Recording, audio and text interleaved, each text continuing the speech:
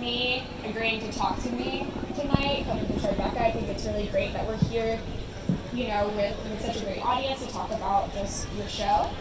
So first off, we gotta look at you, Sterlin. I gotta ask you, how did Reservation Dogs, what was the origin story here? So Taika Waititi and I have been friends for a long time, and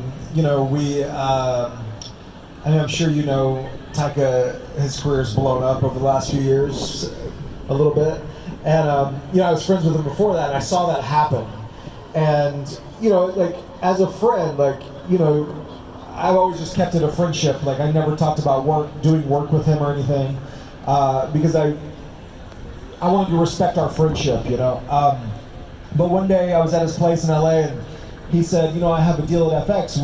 We should pitch something to them. And that's kind of all I needed to hear. And Taika and I have a lot of projects that are very similar. And we had two scripts that sort of were the foundation of Reservation Dogs. He had a script about a vigilante in a Maori community back home in New Zealand.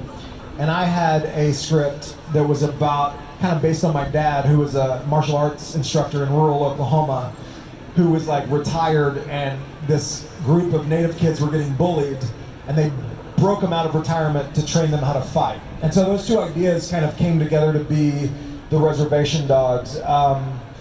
But really it was kind of born out of years of being friends with Taika, where he and I would tell stories, funny stories about where we're from. And we just kind of put those stories together. We came up with it one night. I went home and I sort of took notes, and I wrote an outline of just like a pitch document. And I sent it to him the next day, thinking I'd hear, he liked it, but I thought we'd talk about it in a year, or whatever. And literally 2 days later, he had dinner with the producer of What We Do in the Shadows, Garrett Bash, and he told him about it. And Garrett called FX, and I had a deal for a pilot that day.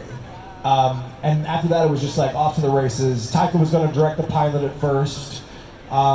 But as you know, a pandemic happened. Everything got pushed. We didn't know if it was going to happen after that. And then it was pushed to September, and I directed the pilot.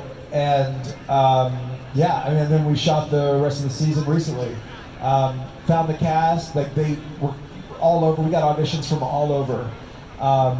And we were looking at videos. We were doing street casting. I was in casting sessions for a very short amount of time, but we found all of these amazing actors. Some of them I knew, some of them I didn't, but we brought them all out to LA for a final audition, and here they are.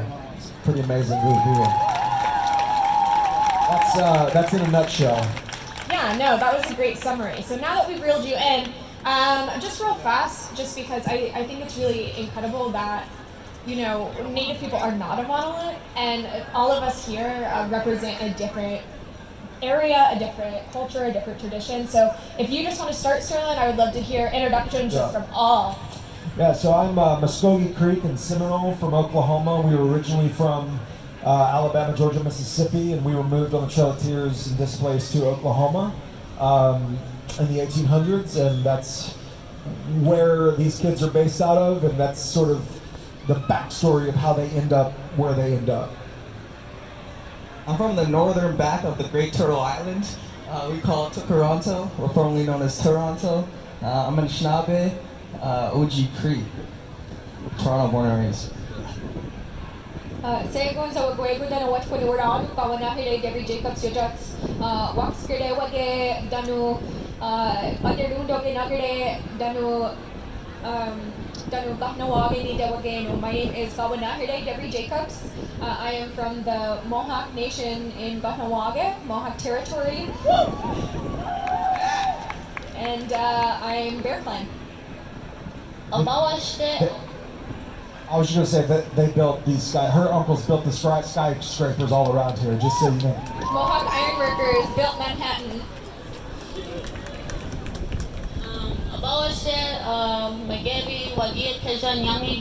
My name's Paulina Alexis, and I'm from this reserve called Alexis Nakota Sioux Nation, 45 minutes away from Edmonton, Alberta, Canada.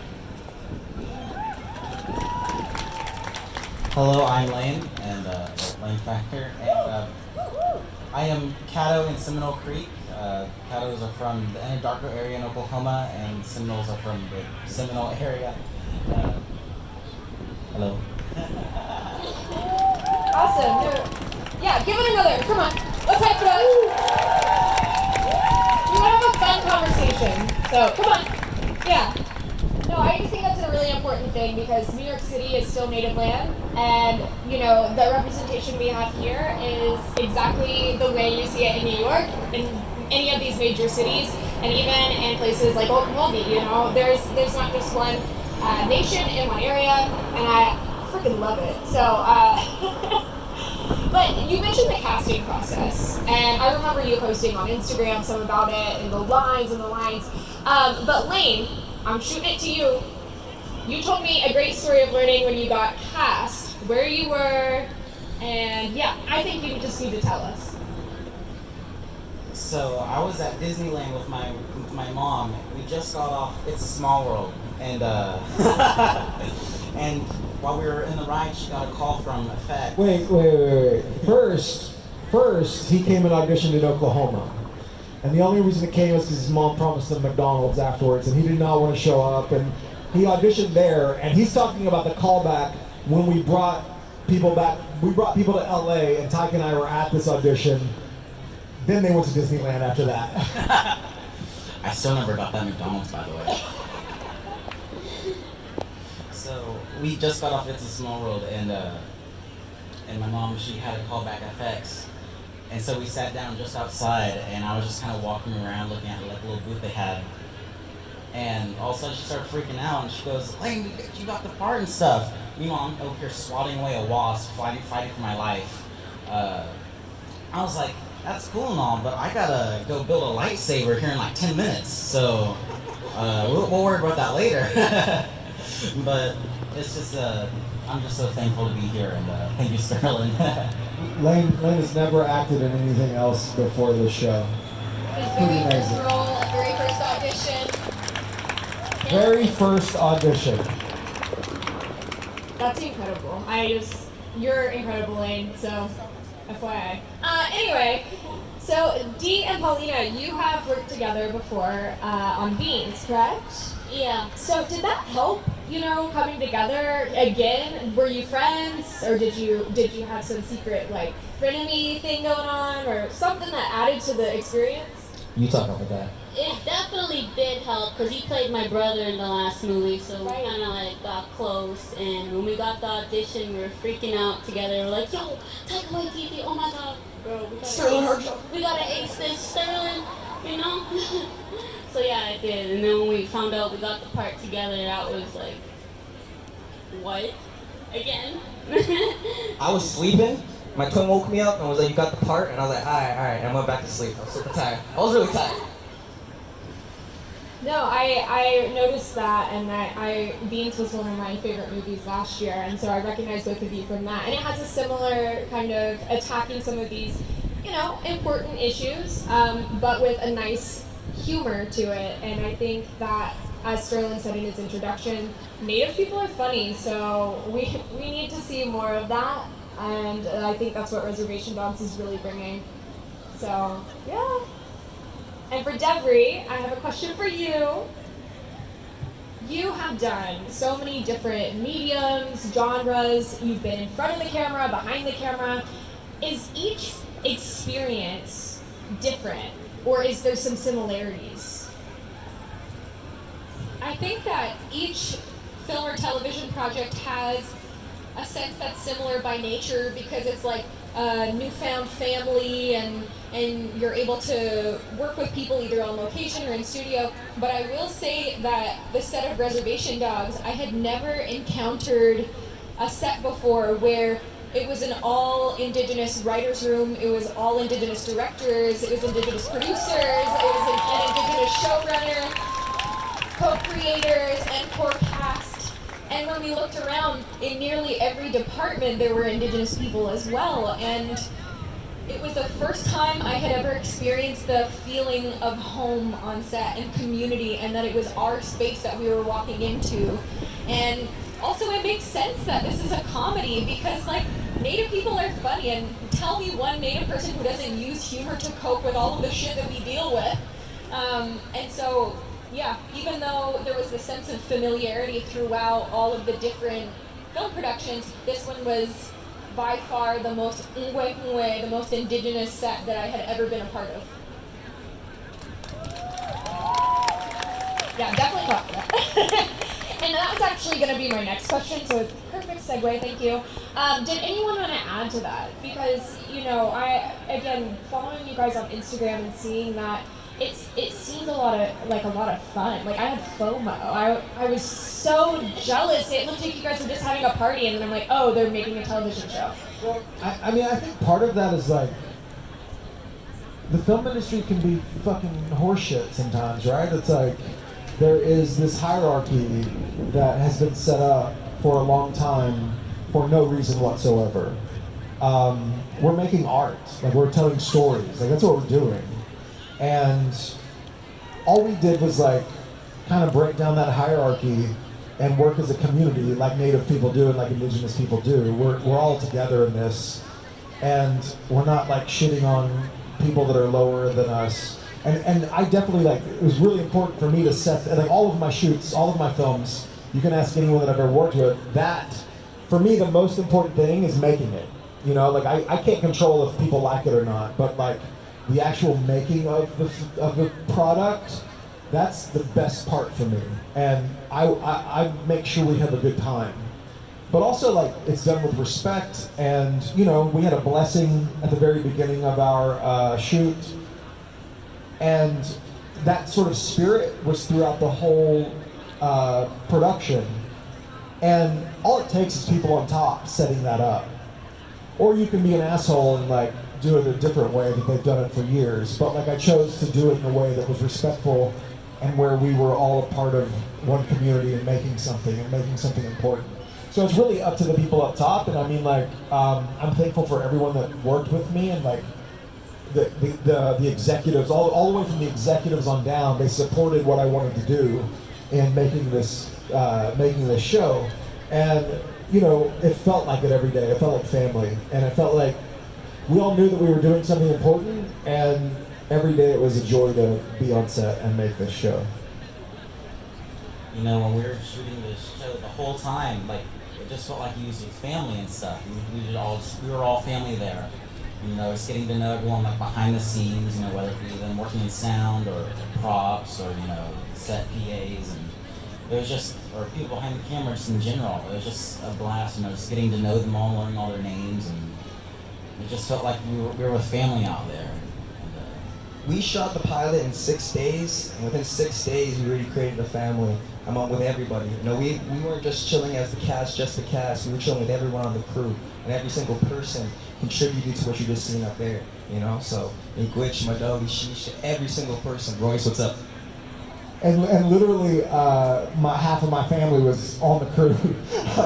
Literally, my brother was the locations guy, and Oh yeah, you fully had him picking up dog crap on the thing. You're like, oh, locations, bro.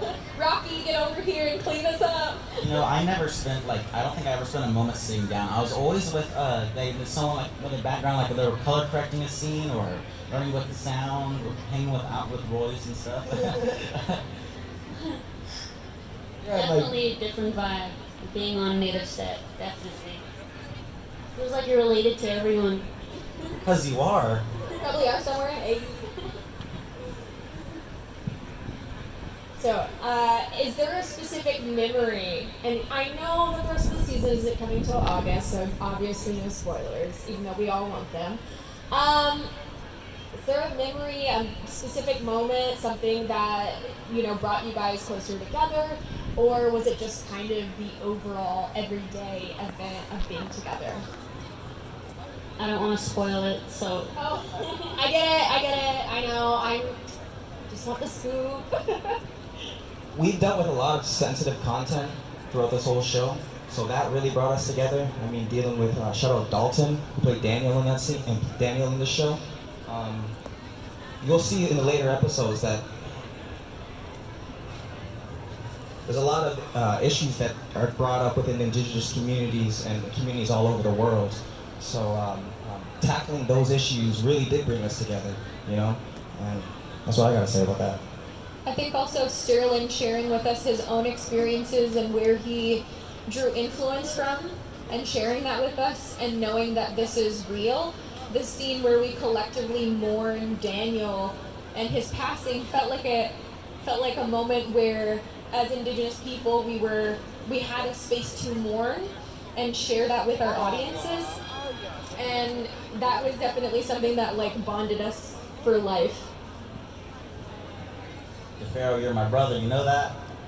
That's my little brother right there, straight up. Like, no fucking doubt, my bad. No doubt in my mind.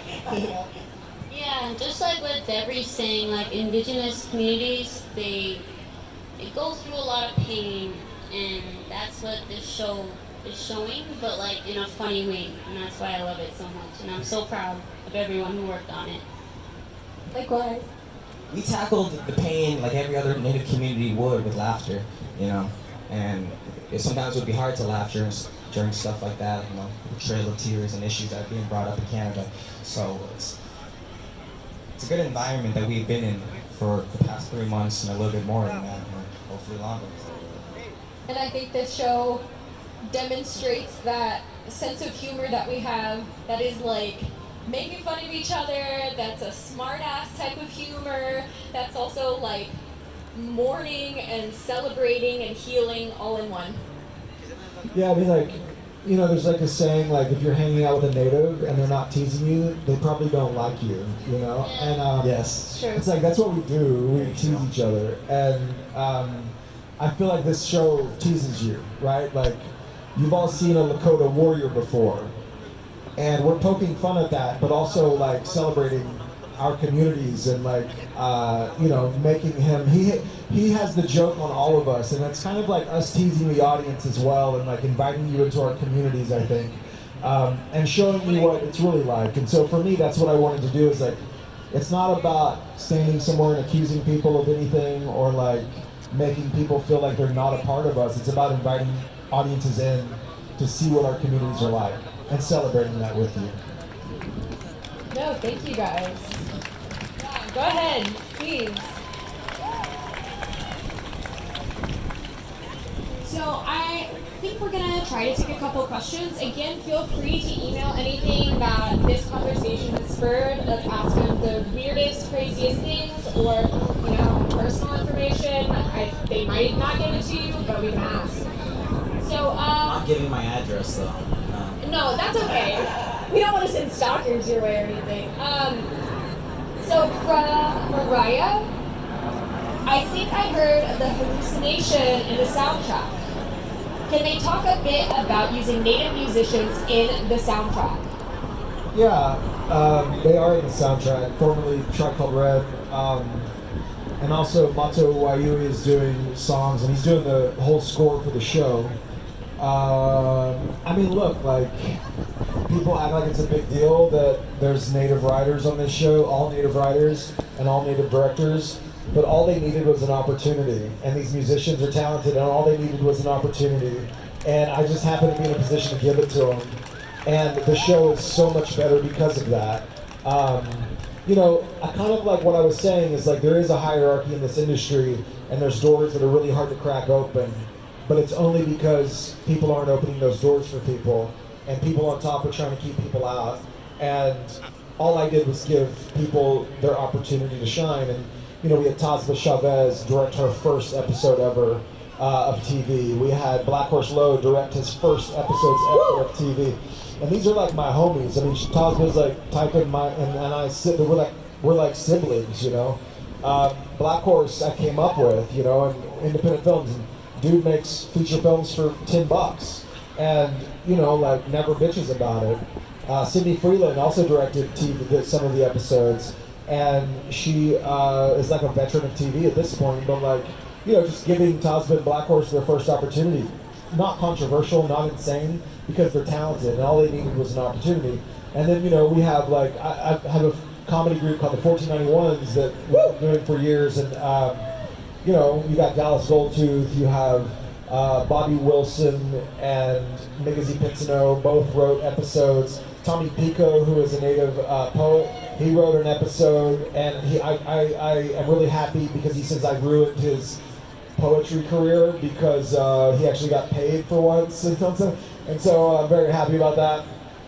And And you know, Ryan Redcorn, the other 1491, is literally his company's doing behind the scenes of our show. So it's like, it is a family, and it's just like FX, you know, their logos like, or their like mottos like fearless, but they are, like, they let me, I didn't even know what a fucking showrunner was until I was doing it, like for real. Like I had to call my friend and go like, what do we do? Like what do you, like my friend Sierra O'Neill for Rutherford Falls is a showrunner, and I literally was like, all right, just give me the lay of the land. Like, I know what a director does, and I know what a producer does. What do I do now?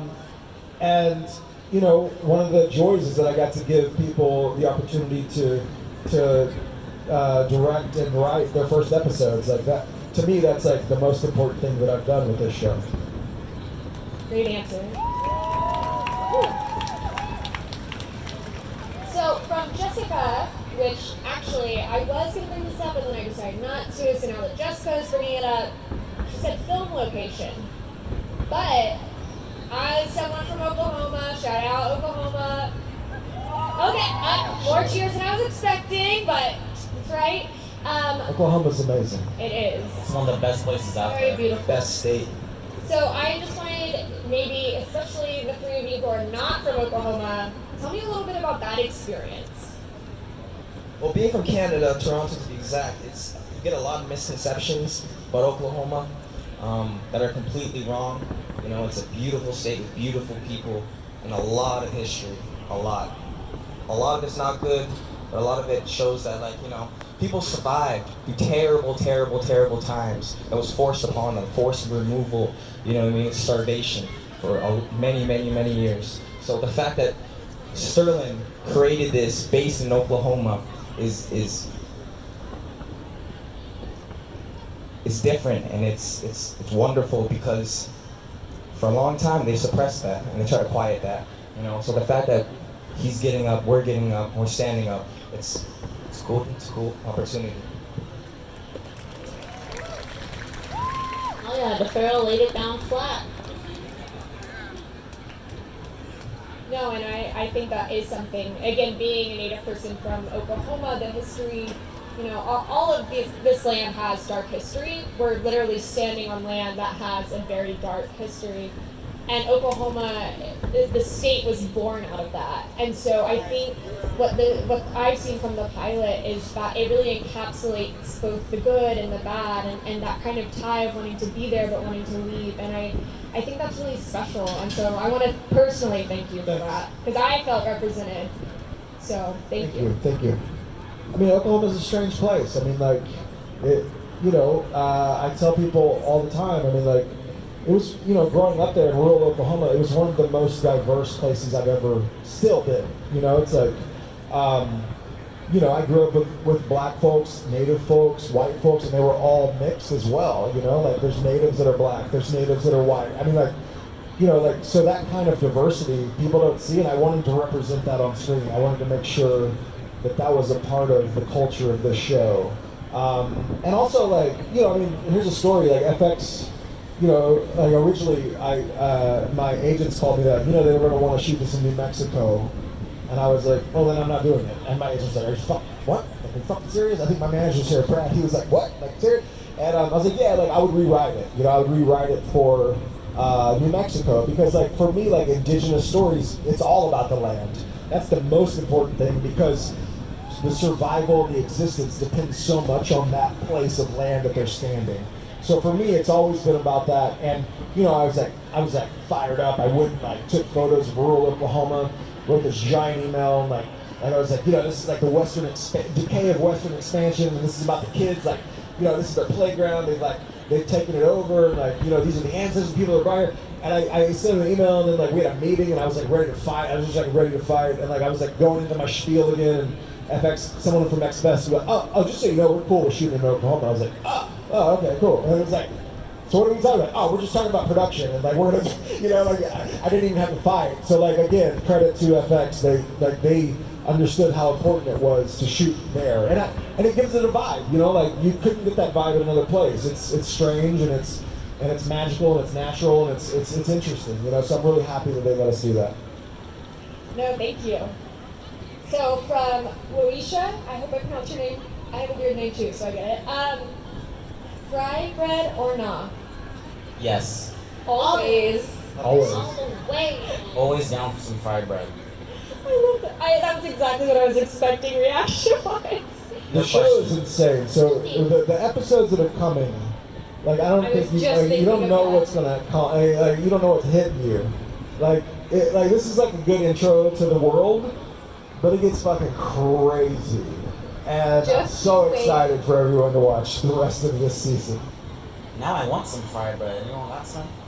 It's hard to find in New York unless you Your dad has some in his pocket, I swear. Probably.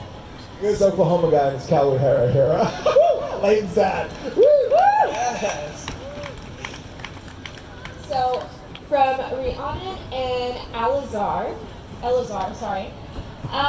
The show was so great. Was there a moment in Hollywood when you realized you can make this show? I never thought I could make this show. This is like my dream show. Because right now, in this industry, everyone wants IP. They want intellectual property. They want to base something off of a book. They want you to grab a news story. They want to base it off something. So the only reason I get to make this show is because of Taika Waititi. And it's like the best gift a friend could give someone is like, he walked us into FX. Luckily FX liked me and the vision behind it. But I mean literally like walked it into FX and then let me take off and make this show. So I never thought I would be able to make this show. It's a dream. I don't think any other show that I make would be as important as this is to me. I mean, literally everything is my life in this. In every episode, there's characters that are my life. The storylines are my life. It's just like based on my childhood. I was one of these kids like running around rural Oklahoma, you know, and everything in it is based off something of my life. So like you can't I could never make something as important as this to me, but also like as important as like showing what Native people are like we're funny, we're sad, we're depressing, we're interesting, we're quirky, we're strange, we're everything, and just like that shouldn't be a radical thing. Like it shouldn't be radical that we're showing us as human beings, but it literally is very radical. And it's about time, and it's 2021, you know, like, and we've been a part of cinema from the very beginning, and we've never been portrayed in a realistic way, you know, it's happening now, and I think it's really beautiful that it's finally happening. So just being able to be a part of that really blows me away, and so it's such a cool opportunity.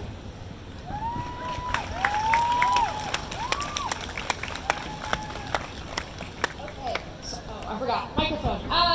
Christine asked, it's for the cast, so Sterlin, you get a break. Chilling. What is one or more aspect of your character that you personally relate to? All of it. All of Dress it. the same. I eat the same. Every single aspect of my character. Sterling actually based the character off of me mostly. He actually told me when I auditioned, he rewrote the character around me. So. It's true. But from the way I dress and stuff, it's completely just like cheese and stuff.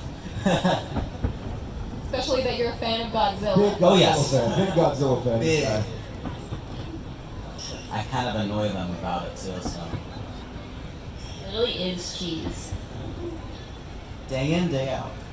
Willie Jack, Paulina's character, was actually a male character in the script, but we met her in the audition, and her audition was so amazing. And it was like, it's easy. We'll just change that, and now we cast her as Willie Jack. But you had auditioned for a couple of characters before getting Willie Jack. Yeah, I auditioned for Elora first, her role, because there was originally like 3 boys, 1 girl, and they got back to me and said they wanted me to do cheese. And then when we got there, I auditioned as cheese, and then when I got the part, they're like, "You're Willie Jack." I actually went for Willie Jack originally, so. And my brothers auditioned for Willie Jack as well, so that's funny.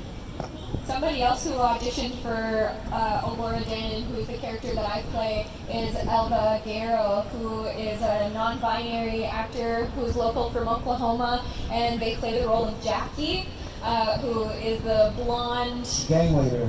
gang leader of the bad guy gang, and they were so interesting. And I remember meeting them because we had all met each other when we went to the callbacks in Los Angeles where we had met with Taika and met with Sterlin, and that was a time when Sterlin had actually mentioned to us, he was like, y'all have gotten like so far into this and you should be so proud of yourselves, and even though you, like, I can't cast everybody in the core cast, I would love, like, there's gonna be many parts and I would love to have you be a part of the show in some way. And he held his word, he stayed true to his word, and he ended up casting nearly everybody who was in the callbacks and network tests in Los Angeles, and Elva was one of them, so shout out to them.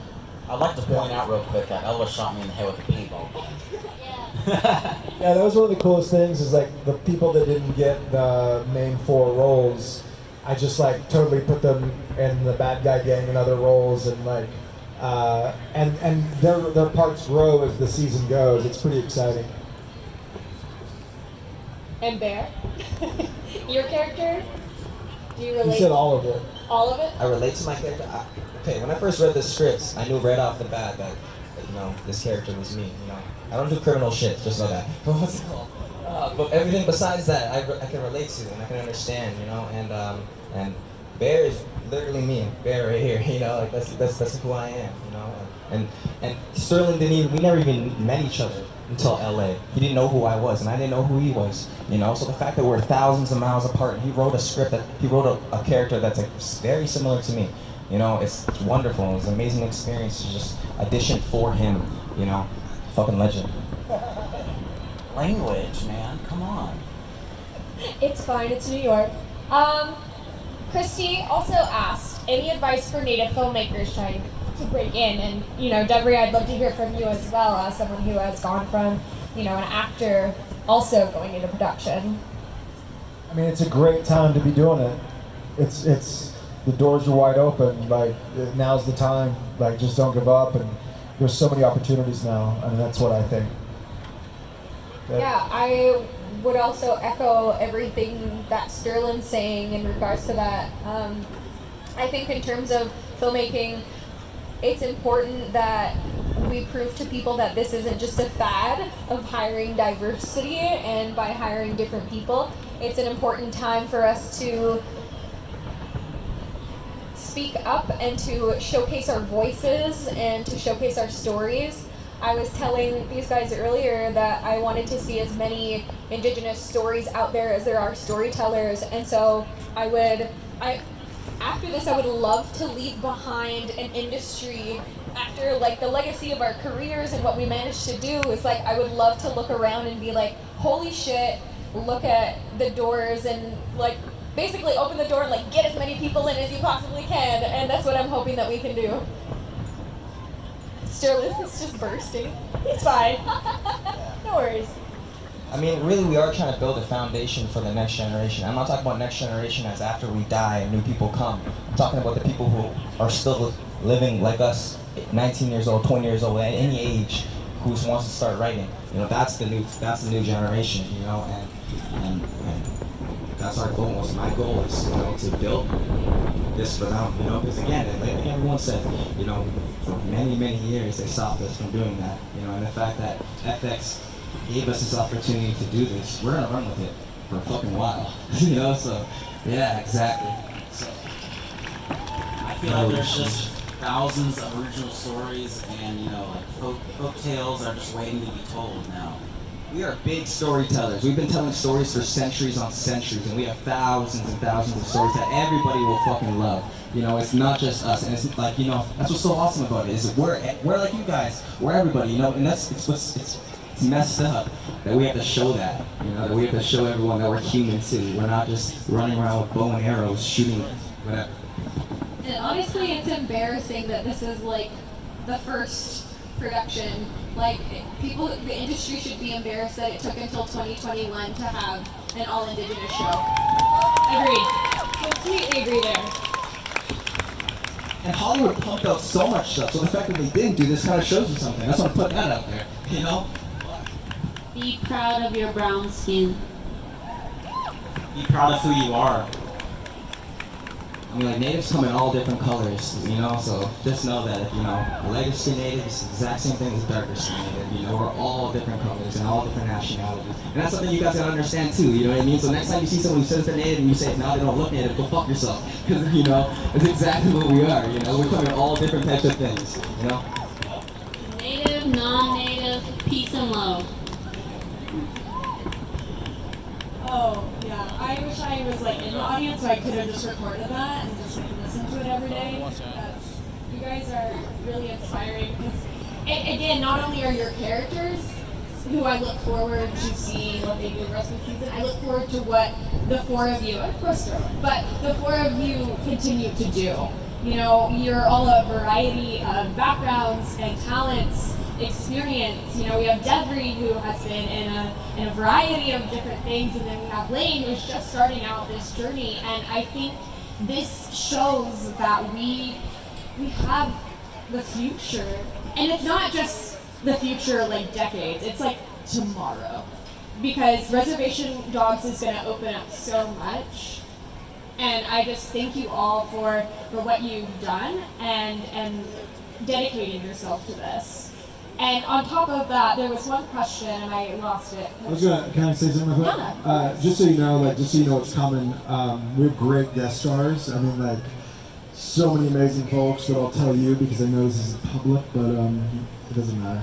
West Studi, Lee West Studi, in a comedic role, like, finally gets to make people laugh, you know, and like, Gary Farmer, the Gary Farmer, Bill Burr, Bobby Lee. I mean, like, there's so many great, amazing people that are in this show that I can't wait for you all to see.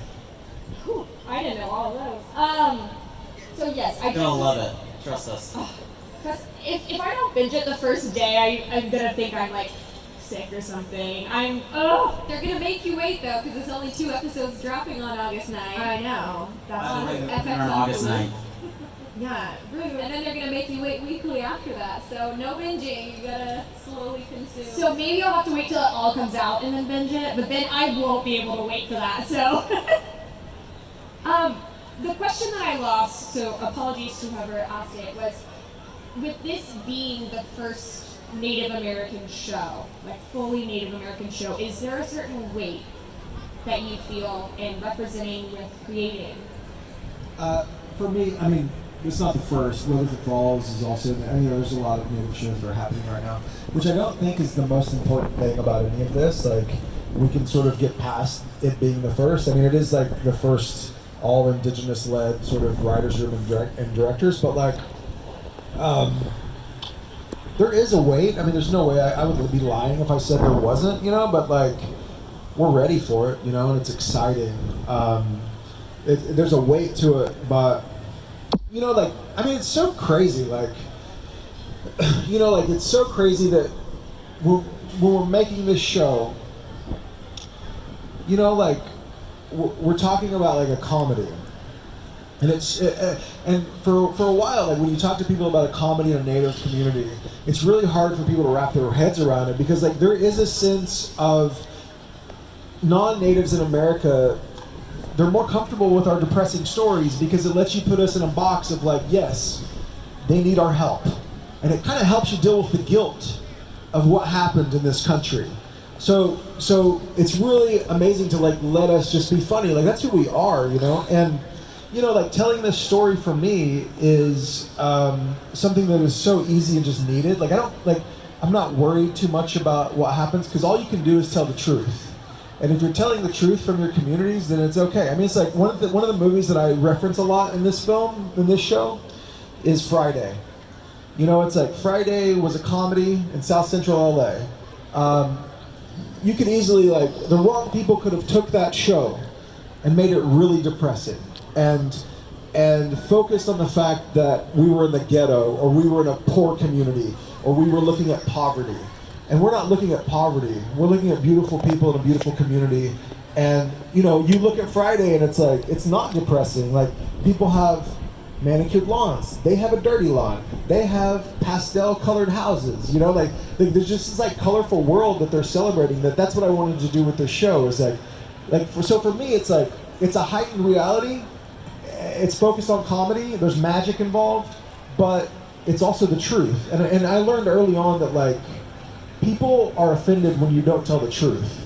If you're trying to lie, then they get offended. But if you just tell the truth, they can not like it, but you know, there's no getting offended by the truth. So for me, that was always like the beacon and what we were trying to go for with this. Is like just tell the truth from our community in a comedic way. So that was it. Well, and we have just a couple more minutes. Final words. You know, if you want it to be about the show, shout out anyone. You know, you do you. Shout out to everyone behind the scenes, you know, whether it be Royce, Ryan, or Zach, or Neosha, or Both Zachs. both Zachs, or Matt, or Shit asses. all the shit asses behind the scenes. All the So- shit asses. It's just shout out to them all. This show could not have been what it was without all of them and stuff. And they're all family now. They're all family now and stuff. And you know, we all had nicknames with them and stuff. And Zach called me Gouda, like Gouda cheese and stuff. And the whole time we were out there, he was saying that he was gonna get me some. He still hasn't, so he owes me. So but you know, it was just so nice getting to know everyone behind the scenes, all the people we're working with, learning everyone's names, and it was just the whole process, the whole filming, everything is just, it was just special. Something I'm never gonna forget. And Paulina? Basically what Lane just said, and shout out to all my indigenous youth who wanna do acting, wanna do art, anything, you can make it here. The show's for you guys, everyone. Shout out to Treaty 6 Territory. Love you guys, my homelands. Thank you. I just wanted to say thank you to Sterlin, to Taika for opening this door for us.